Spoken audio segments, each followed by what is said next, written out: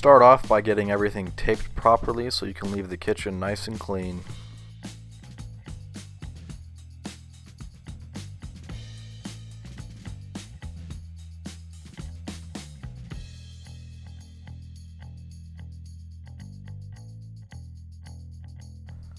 Now we're ready to get the countertop formed up, so the first thing you want to do is get your base layer of OSB, and that's going to be one sheet of 7/16 OSB.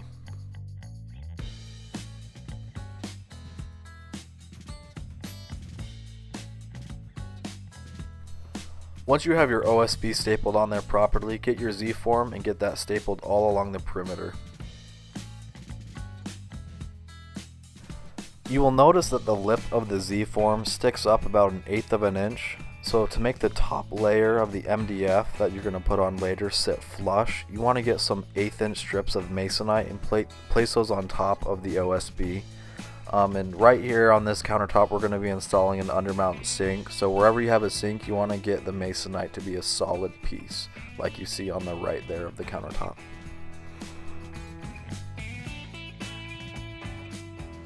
And then you can use some silicone number 2 as your adhesive for your top layer that you're going to put on, or Gorilla Glue, something of that sort.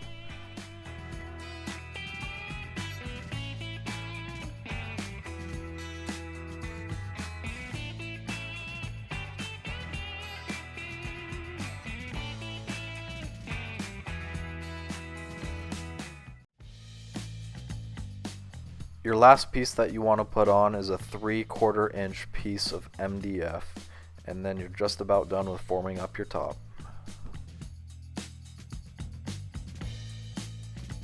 Then you want to make sure you get everything stapled and screwed nicely to prevent warping. Just as a side note, on this counter we did the 2 1/4 Z-form edge, and so we're doing the 7/16 base of OSB and the 3/4 inch MDF on top. But if you're doing the 1 1/4 Z-form, you want to do a 1/4 inch base of plywood or MDF or something like that, and do a 1/2 inch top layer, and that'll give you your proper thickness when you pour the concrete. Now when you're doing your stove edge or your fridge edge, you want to make sure that you don't bring those sheets flush with the counter, because you're not going to be putting Z-form on that side. If you put Z-form on that side, the fridge or the countertop will not slide back in. So hold that back as much as your cabinets will allow. And then notch out your Z-form on the side like you see right here, so that that won't be exposed after you pour your concrete in.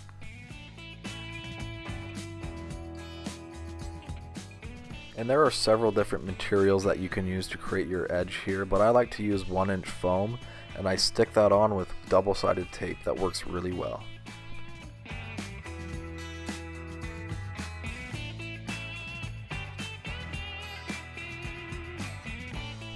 It should look a little something like this.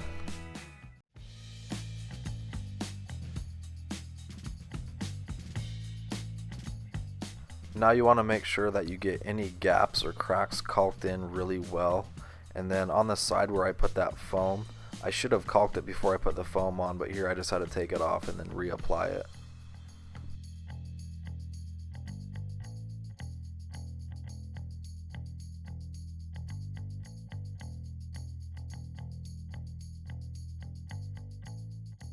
Now we're going to do our undermount sink cutout, so grab your foam template and place it on the countertop.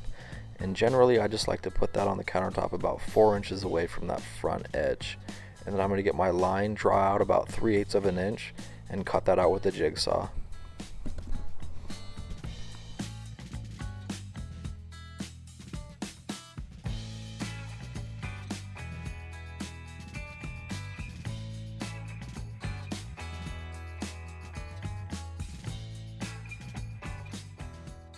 Now that you have that cut out, you want to get a piece of wood.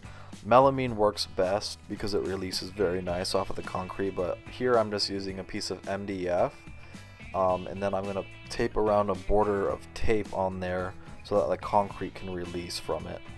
If you pour directly on the wood, the concrete bonds really well to that wood and you'll have a hard time deforming that. And then in the middle of that piece of wood I have cut a larger hole so I can stick my head in there and screw up the MDF. Pre-drilling these screws in makes your life a lot easier as well.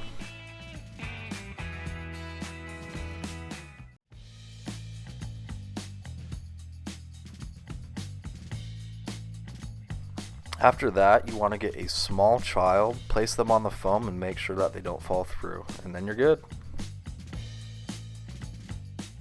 Don't forget to caulk around that sink so you don't have any concrete leaking through.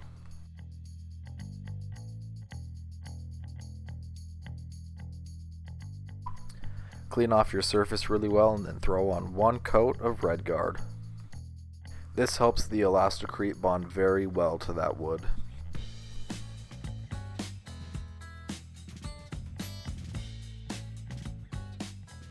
Now you're ready to put down your fiberglass mesh. I always recommend putting down 2 layers of mesh, and that's just a very cheap insurance plan that'll help prevent your concrete from cracking at all. Along the trough of your Z-form, just get your mesh stapled down so it kind of angles down in towards the trough. Just make sure that the mesh doesn't touch the trough at all, so you don't want it exposed when you do your grind on your concrete. Get your mesh cut out around the undermount sink and just staple it to the side.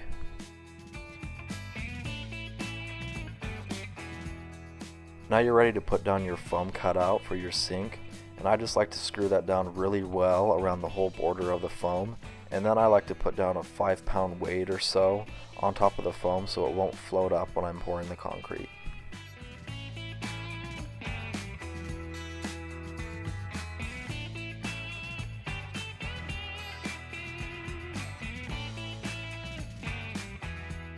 Now we're ready to do the pour, and we've got all of our concrete mixed up here. And on this particular countertop, we're going to do a white Carrara marble with heavy veining. Now to do that, I've got all of my mix mixed up, pigmented white. And then to get my marbling, I just get a little bit of that material and pigment it gray, and I put that in a smaller bucket. Then I'll dump that gray into the white bucket, just a little bit on top, swish it around a little bit, then I'll pour it out like you're seeing here. Then I'll blow it nice so everything stays nice and level.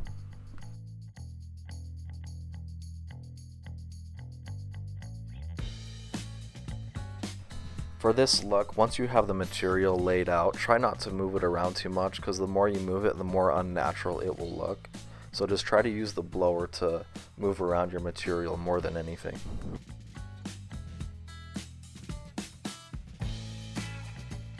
And then you want to look at the countertop at eye level to make sure you don't have any high spots or any low spots. And if you do, just make sure you fill in a little bit to account for them, or take a little bit out if you have some high spots. And there you go.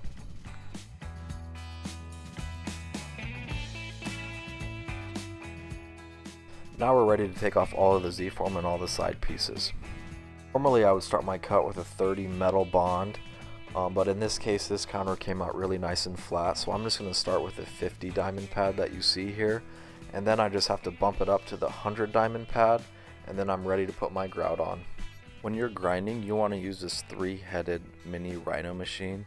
There's absolutely nothing else better. I like to do all my edge work with the 5-inch diamond, and I'll do that with a 100 pad, so that way I don't have to do the 50 and then bump it up to the 100. I just go straight to the 100. It takes a little bit longer, but it's worth it in the end. Now I'm going to hit the whole countertop with one pass of the 100 diamond, and I just want to make sure that I get out all of my 50 diamond scratches. That's what you're looking for when you do it with the hundreds. Lastly, to prepare for your grout, you want to do a whole pass on the countertop with a vacuum to vacuum out all of your little pinholes. Now you want to mix up your grout, and you want to mix that up at a 4:3 ratio by weight, 4 being the liquid and 3 being the cement. But you can do it by eye pretty easily as well, and you can get it at the exact consistency that you'd like. And then for grouting, you want to use these grouting waffle pads that we have, and they work absolutely amazing to fill in all of those little pinholes. And then once you do one pass with those pads, you want to just take it off with a taping knife, and then you can just do another quick double pass with that taping knife to make sure that you get all of your little pinholes filled in.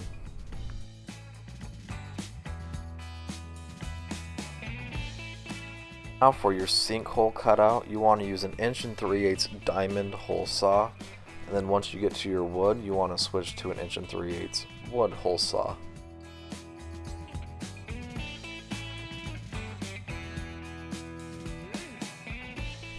Now on a countertop, you want to wait around 8 to 10 hours for your grout to cure, and that's if your grout was mixed up at room temperature.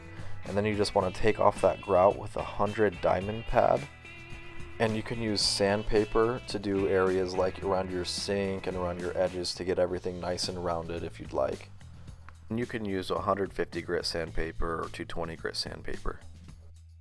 Now that you have your grout all sanded off, you want to apply our primer, which is our Super Prime 3.0, and you want to use a high density foam roller to apply this coating, and you want to put it in a roller tray and take it right out from there.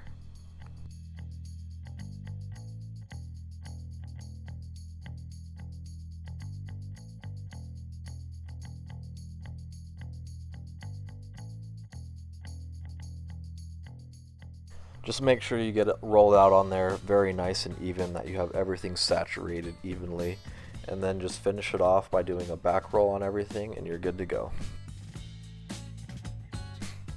Then before you put on your top coat, you want to wait about 2 to 4 hours for this to dry, and then you're ready to put on your top coat.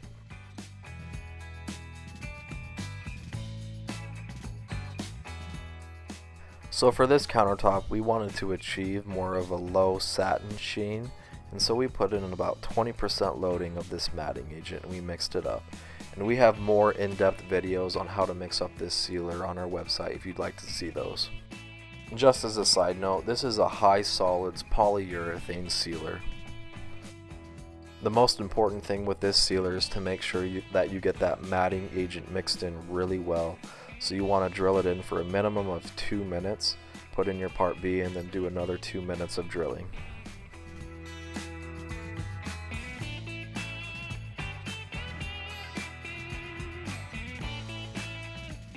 You want to use a 1/4 inch nap roller and get it delinted before you use it.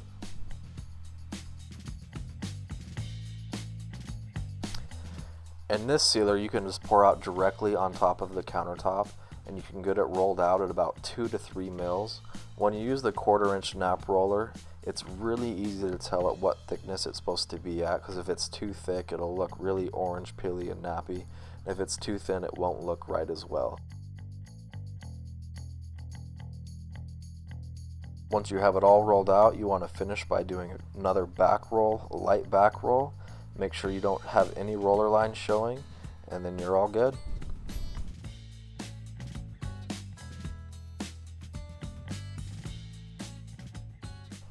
Ooh la la!